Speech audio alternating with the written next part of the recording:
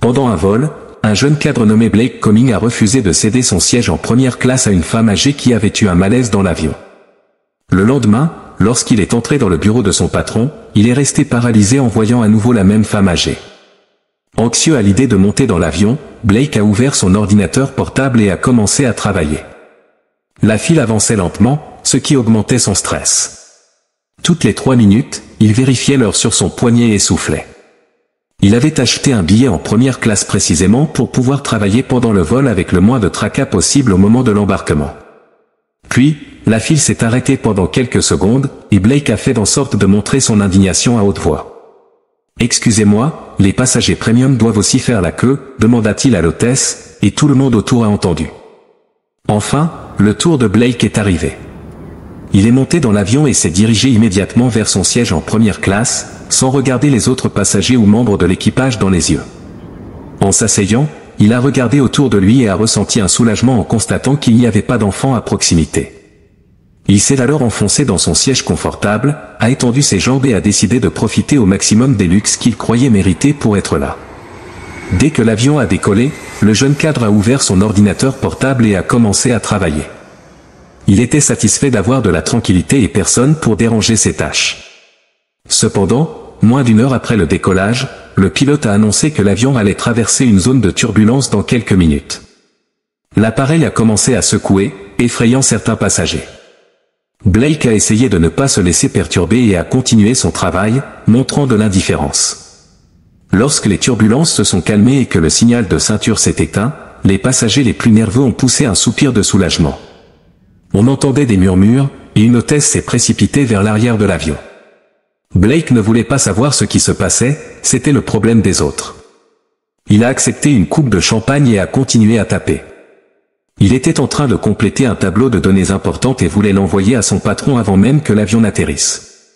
Blake avait travaillé dur ces derniers mois et sentait que voyager en classe affaires montrait à quel point il réussissait.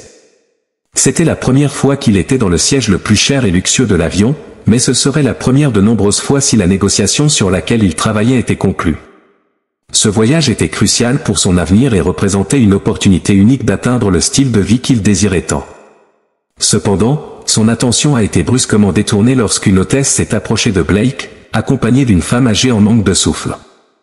L'hôtesse a expliqué que la femme s'était sentie mal pendant les turbulences et a demandé s'il pouvait échanger de place avec elle en classe économique.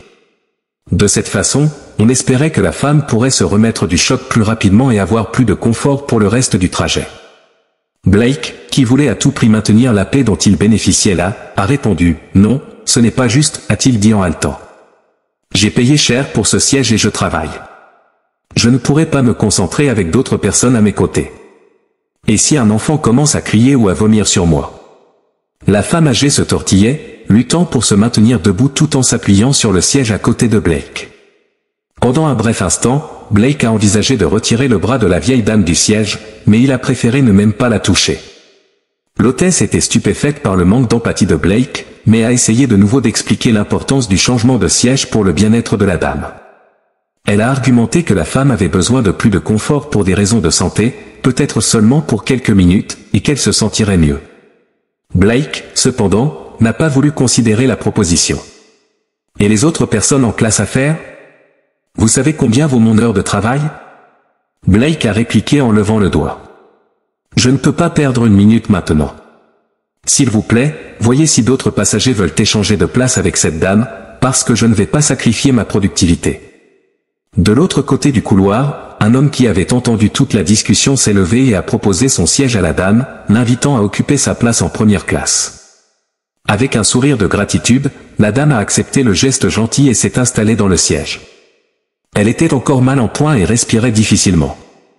Blake, de son côté, a simplement roulé des yeux et est retourné à son ordinateur portable, montrant de l'indifférence. Il a passé le reste du vol à terminer le tableau important pour son patron. Il semblait lutter avec les chiffres dans les tableaux, comme si quelque chose n'allait pas. Son anxiété et son irritation étaient évidentes, alors qu'il tapait avec force, mais il était tellement déterminé à faire de son voyage un environnement de production qu'il n'a pas pris une minute pour observer les nuages par la fenêtre. Lorsque l'avion a atterri à Hemimopolis, Blake était rempli de questions sur cette négociation. Il ne comprenait pas pourquoi les partenaires de l'entreprise étaient si réticents à voir les avantages que cet accord apporterait. Pourquoi ne veulent-ils pas l'accepter? Peut-être ne sont-ils pas aussi intelligents qu'ils le pensent, murmura Blake en éteignant enfin son ordinateur. En débarquant et en traversant le hall de l'aéroport, Blake a été surpris de voir son patron, William, debout dans la zone de débarquement. Une vague de panique a envahi le cœur de Blake. Pourquoi son patron était-il là? L'un des partenaires commerciaux avait-il contacté directement William pour se plaindre du tableau qu'il avait tant travaillé à envoyer? Que pourrait-il y avoir de si grave qui aurait poussé son patron à sortir de chez lui et venir le chercher à l'aéroport? Blake s'approchait de lui, transpirant. Il était à quelques mètres lorsqu'il a réalisé que William ne regardait pas lui, mais quelqu'un qui venait derrière lui. Lorsque Blake s'est retourné, il a vu la dame qui avait eu un malaise dans l'avion quelques heures plus tôt. William s'est approché d'elle et lui a donné une étreinte chaleureuse, laissant Blake totalement confus et surpris. Il a observé la scène jusqu'à ce qu'il entende son patron appeler la dame « maman ». Blake a eu l'impression d'avoir avalé un glaçon. Il voulait partir aussi vite que possible, mais William l'a reconnu et l'a appelé pour se rapprocher. La dame allait beaucoup mieux maintenant, elle ne se tortillait plus et respirait normalement. Sa posture s'était améliorée, elle était en fait une femme imposante, mais semblait fatiguée. Lorsque William a essayé de présenter l'employé à sa mère, la femme a clairement indiqué qu'elle n'était pas disposée à rencontrer qui que ce soit à ce moment-là, elle voulait simplement rentrer chez elle. Bien qu'il ne comprenne pas la raison de cette froideur, Blake a décidé de ne pas accorder trop d'importance à cela pour l'instant, après tout, elle devait être fatiguée. C'était comme si le ciel s'ouvrait à nouveau pour Blake, qui a donné un bref signe de la main pour dire adieu et s'est éloigné. Il a respiré un grand coup et a cru qu'il ne reverrait jamais la mère de son patron. Mais il s'était lourdement trompé. Blake était déjà au lit, prêt à dormir, lorsque son téléphone a vibré avec un message vocal de son patron. Désolé d'envoyer un message à cette heure, mais ils n'ont pas encore signé le contrat. Je suppose que nous avons quelques problèmes à résoudre, disait le message. Blake a répondu rapidement, en accord avec la situation. Un immense soulagement a envahi Blake en réalisant que William n'avait même pas mentionné sa mère. En se calmant, Blake a exprimé à William sa frustration face à l'entêtement des partenaires de l'entreprise. Rien ne semblait les convaincre que c'était un excellent accord pour tous. À la fin de la conversation, William a simplement dit que Blake devait se calmer, car cet accord était très important pour le bureau et allait élever la vie de tous à un nouveau niveau. Le patron a également précisé qu'il connaissait quelqu'un qui pourrait aider à convaincre ses partenaires indécis et réticents, et qu'il découvrirait qui était cette personne le lendemain au bureau. Le lendemain, Blake s'est précipité au bureau avec un mélange d'appréhension et d'adrénaline. En entrant dans le bureau de William, il est tombé une fois de plus sur la dame de l'avion. La situation est redevenue tendue. Après tout, que faisait la mère de William si tôt dans le bâtiment de l'entreprise? Soudain, la voix de William a retenti, joyeuse, comme s'il annonçait une grande surprise. « Blake, te souviens-tu que je t'ai parlé de ma mère, Agnès ?» William a expliqué que sa mère, bien qu'à la retraite, était une excellente négociatrice et que, avec son défunt père, elle avait construit l'entreprise depuis le début. Donc, elle est la spécialiste dont je t'ai parlé hier soir. Avec son aide, tu vas conclure cet accord. Avec le cœur battant, Blake a avalé sa salive, ressentant un mélange de soulagement et de nervosité. Un nœud se formait dans sa gorge, tandis que Blake, avec l'expression la plus feinte qu'il pouvait forger, dit qu'il était impatient de travailler avec la mère de William. Lorsqu'il se tourna pour faire face à Agnès, il sentit son regard le scruter de haut en bas, les sourcils froncés. « Oui, je suis sûr que nous allons bien nous entendre, » dit-elle en sortant du bureau de son fils. À ce moment-là, Blake sentit son monde rétrécir. Il comprit enfin pourquoi Agnès n'avait pas mentionné son comportement dans l'avion à William. Il était évident qu'elle avait l'intention de gérer cela elle-même, sans déléguer cette responsabilité à son fils. Peut-être avait-elle même prévu de saboter les choses d'une manière ou d'une autre.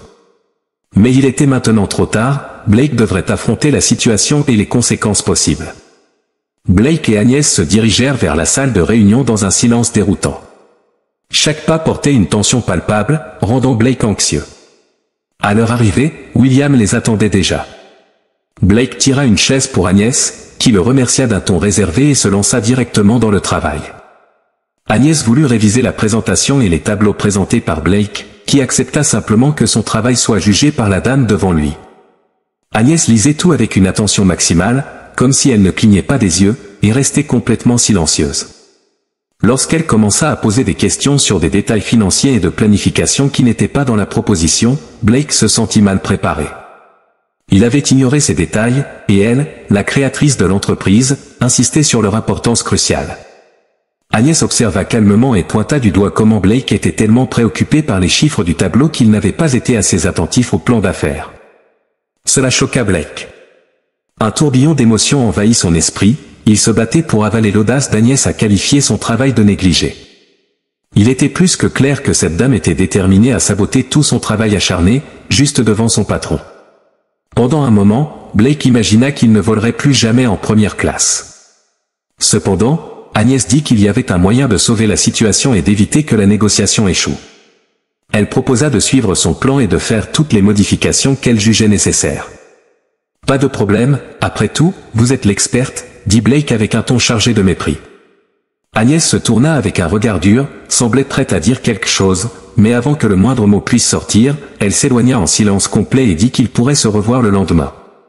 Cette nuit-là, de retour chez lui, les paroles tranchantes d'Agnès résonnaient encore dans la tête de Blake. Il se demandait quel serait le plan fou de cette femme. Qu'est-ce que cette vieille va encore inventer? Elle va me virer? Le lendemain, Agnès révéla son plan à Blake, et son contenu le stupéfia. « Quelle folie !» s'exclama-t-il, incapable de croire que cette stratégie pourrait convaincre ses partenaires. Blake pensait également que cette approche pourrait être vue comme une tentative désespérée de les satisfaire et d'assurer l'accord. Agnès se pencha en avant sur sa chaise et lui lança un regard sérieux. « Même en affaires, parfois les gens attendent un peu d'humanité, dit-elle calmement. Blake comprit ces mots comme une allusion à ce qu'il avait fait dans l'avion. Il devait montrer qu'il se souciait de la relation commerciale et comprenait les préoccupations des partenaires. Bien qu'il écoutât attentivement, son mécontentement vis-à-vis du plan d'Agnès ne diminuait pas. Au fond, il croyait qu'elle cherchait simplement une forme de revanche. Cependant, il était impossible de la confronter directement, car il y avait un énorme risque que la confusion dans l'avion éclate et que William apprenne tout. Dans ce cas, non seulement il perdrait la négociation, mais possiblement son emploi aussi.